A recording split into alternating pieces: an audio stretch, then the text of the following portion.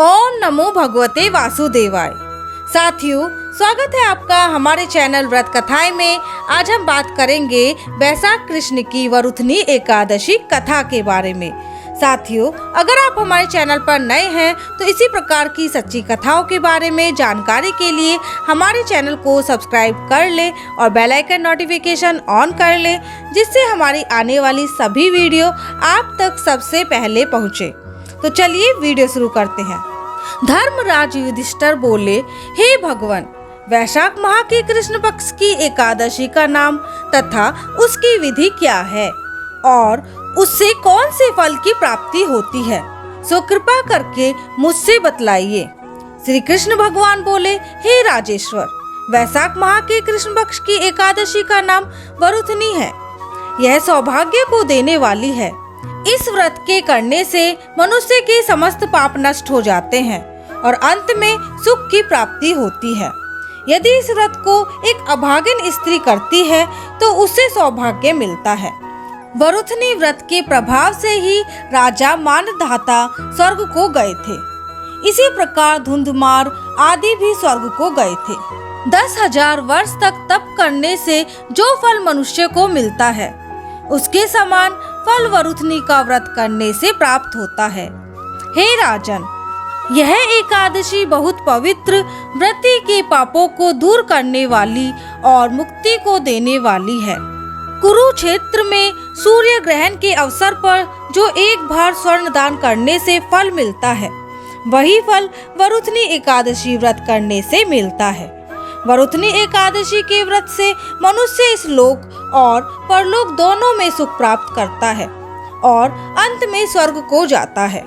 शास्त्रों में कहा गया है कि हाथी का दान घोड़े के दान से और हाथी के दान से भूमि का दान उत्तम है।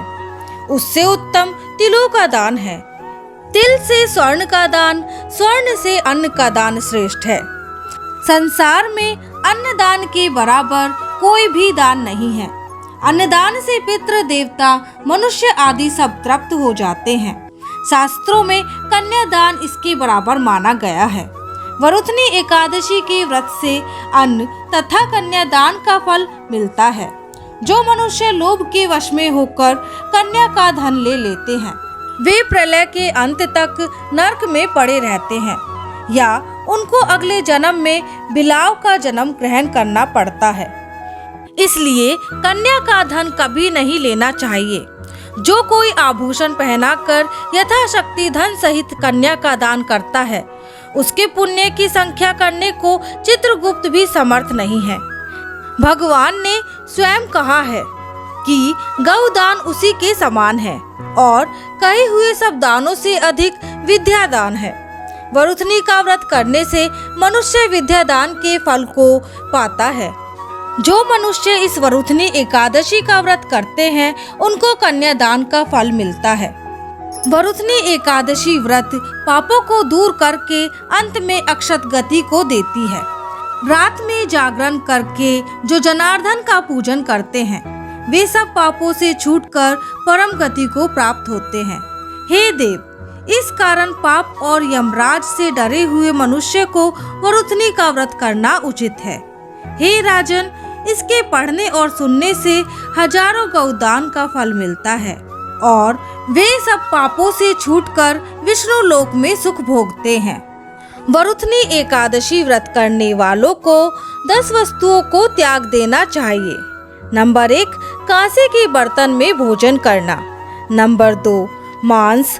नंबर 3, मसूर की दाल। नंबर 4, चना। नंबर 5, गोदो। नंबर 6, शाक। नंबर 7, मधु या शहद। नंबर 8, दूसरे का अन्न। नंबर 9, दूसरी बार भोजन करना। नंबर 10, स्त्री का संग। उस दिन जुआ नहीं खेलना चाहिए तथा शयन नहीं करना चाहिए। उस दिन पान खाना, दातुन करना, दूसरों की निंदा करना तथा चुगली करना और पापियों के साथ बातचीत भी नहीं करनी चाहिए। उस दिन क्रोध, मिथ्या भाषण का त्याग कर देना चाहिए। इस व्रत में नमक, तेल तथा अन्न वर्जित है। हे राजन, जो मनुष्य इस एकादशी को विधिवत करते हैं, उनको स्वर्गलोक की प्राप्ति होती है। इस व्रत के मातम्य को पढ़ने से 1 सहस्त्र गौदान का फल प्राप्त होता है। इसका फल गंगा के स्नान करने के फल से भी अधिक है। वरुथनी एकादशी में फलहार। इस दिन खरबूजे का आहार लेना चाहिए। बोलिए विष्णु भगवान की जय। तो साथियों, आशा करती हूँ कि आपको हमारी वीडियो पसंद आई होगी। इसी तरह की वीडियो देखने के लिए और हमारे साथ जुड़ने के लिए हमारे चैनल को सब्सक्राइब करना ना भूलें और हमारी वीडियो को लाइक करें और ज़्यादा से ज़्यादा शेयर करें। मिलते हैं अगली वीडियो में। धन्यवाद।